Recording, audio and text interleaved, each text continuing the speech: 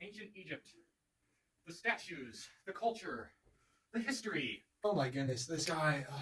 What is he yammering about? He always keeps talking about ancient Egypt, and I swear, it's so boring. You know what? Let's spice things up real quick. The monarchs, the pharaohs, the pyramids. Whoa! What was that for? So, the story behind Cleopatra. Cleopatra was an ancient Egyptian queen in the time of the Romans, when Egypt was still just there. But there's a story behind her as a person. So, her dad's name may ring a bell. Ptolemy. So, Ptolemy, he was this general under Alexander the Great. Alexander the Great was one of the most, if not the best military leader in the history of the world. And Ptolemy, of course, he's this brilliant guy under Alexander. He had started out with Alexander's dad, Philip II of Macedon, and then in the 330s BC, he was going with Alexander on these big campaigns across the world, and one of the places they went was Egypt. So Alexander, of course, he conquers Egypt. Afterwards, he dies. It's not right after, several years later.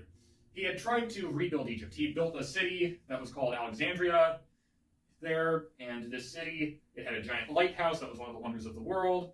It had a huge library, which probably had more information than anything else in the world at that time. He was trying to promote an empire of the mind, where they would integrate the knowledge of every culture that they conquered. And Ptolemy was someone who respected that a lot. So Ptolemy was left in rule of Egypt after Alexander the Great died. And he started a dynasty which about 7 generations later, 300 years, led to Cleopatra. A little bit about Cleopatra's family. You've got Ptolemy Auletes the 7th. So he was 7 generations from Ptolemy, and he was the king of Egypt. And he was Cleopatra's dad. And he had several children. His eldest daughter was Bernice. He had Cleopatra, and he had Ptolemy the 8th. So these 3 children wound up having various positions of power in Egypt before and after his death. So just to give you an idea of Alexander and Ptolemy and Cleopatra, this is Greece. Kind of up here is Macedonia in this area. They're going down through here, and then Egypt is in here, and they're fighting in this area. In fact, there's modern Alexandria. So then Alexander the Great, he's going this way over the map. When he died, we go back to Egypt, and Ptolemy started his dynasty here. You gotta love the family life of the Ptolemies. So, Cleopatra's dad, Ptolemy the 7th, he's not a great dad. I mean, he loves his throne, and he loves being in charge of ancient Egypt. So, in order to keep his throne, he decides, I'm going to make an ally with the Romans, and then, if I am threatened, they'll send in reinforcements. So, that's what he does. And he made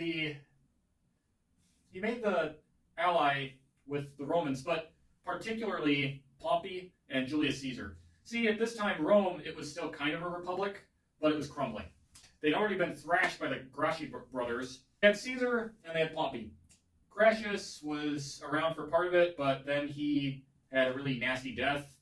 Then this little tribunate of men couldn't really equal each other anymore, and so it was just Pompey and Caesar butting heads. So Caesar, he'd incurred a vast amount of debt. Vast. In his attempts to become consul. He was trying to make a name for himself and for his family. In these attempts to get the power of consul, he had to do a lot of military work and a lot of campaigning. And when you do those things, well, you'll lose a lot of money. So for Caesar, he was like, allies. I like this. And he strikes up a deal with Ptolemy the 7th to get lots and lots of silver. And then Ptolemy, of course, is like, sure, but the problem is taxes. That's the thing about the government. The money that gets really comes from taxes or from inflation, which then just brings the value of the money down. And given this is the ancient world where they still use gold and silver, can't really do that. So he was taxing his people in Alexandria pretty heavy, and of course they got mad. So then they revolted. And Ptolemy VII, he was not the good, loving, protective father that he should have been. Instead, he ran away to Rome. So, in his stead, his daughter Berenice was left. And she decided to try to seize power and then kick him out. So, he kind of goes from ancient Egypt to Rhodes, which is a little island in the Mediterranean, and at that time the great philosopher and general Cato was there. He was able to get some Roman help, in the end enough to stop the uprising and to execute his daughter Bernice for supporting the rebellion. So to give you again an idea of what's happened, you've got Alexandria, which has revolted because Ptolemy VII tried to strike a bargain with Rome, a lot with Julius Caesar. So Ptolemy VII, he's fleeing, he's kind of going across the Mediterranean, he goes on to Rhodes, but then his daughter Bernice, she's got Alexandria now. The Romans send troops down to here, and they get it back to Ptolemy VII. Mark Antony's here, and this is when he first meets Cleopatra. And then Ptolemy dies. Cleopatra and Ptolemy VIII take over, as well as Pothinus and Achilles, the commander-in-chief, and they get into an argument because Pothinus makes Cleopatra fight with her brother. Cleopatra flees to Syria, gets an army, starts coming back. They're about to have a war, and then you've got the Roman Civil War, and Pompey, he loses a battle, and then he comes down back to Egypt. Pothinus kills him because he's afraid of Julius Caesar, and then their armies are still both here. The rise to power for Cleopatra. When Ptolemy VII got his first soldiers from Rome, one of them was actually Mark Antony. Mark Antony at that time was supporting Julius Caesar. In fact, he supported Julius all of his life, just about. And he was a good soldier. He had fought in Gaul. He didn't like Pompey. And so when he came to Egypt, he was a pretty good commander. And it's interesting because oftentimes he connected with Cleopatra to the point that they actually got a pact and a romantic relationship in the end. So after Ptolemy VII got his throne back, the Roman Civil War began, and Mark Antony had to go and fight on Caesar's side. Ptolemy had his throne for a few years, and then he had to appoint some successors. So he decided to appoint Ptolemy VIII, his son, and Cleopatra. The ancient Egyptians, they had this weird thing where siblings would marry each other. It was bad, but they did it. The brother and sister became monarchs of Egypt because Ptolemy VII was about to die. A little bit more about the rise to power. There was Ptolemy VIII and Cleopatra, who are now in charge of ancient Egypt. And because they weren't quite old enough to be king and queen, Ptolemy VII had appointed one of his eunuchs and his commander-in-chief of his military in charge. So the eunuch was Pothinus, and the commander-in-chief was Achilles. Pothinus was ambitious. This guy, he wanted control, and Cleopatra hated his guts. So he decided to try to cause some sibling rivalry. He got Ptolemy VIII on his side. They argued a lot. They scrapped a lot, Ptolemy and Pothinus and Cleopatra. And in the end, it resulted in Cleopatra being banished to Syria. She went to Syria, got an army, came back in, and started fighting Pothinus. They didn't actually fight. Haha, gotcha. So what actually happened was they were about to fight, and then some issues with the Roman Civil War came up. Julius Caesar, this guy, he's winning. So he's winning. Pompey, he's not winning. So Pompey decides to run to Egypt, where he knows that Ptolemy is. Because it'll be safe, right? Well, if you remember, Julius Caesar kind of had the upper hand on that whole Egypt and Rome are allies deal.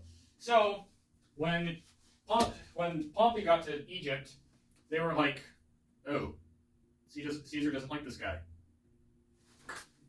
They killed Pompey. Pompey, he's dead.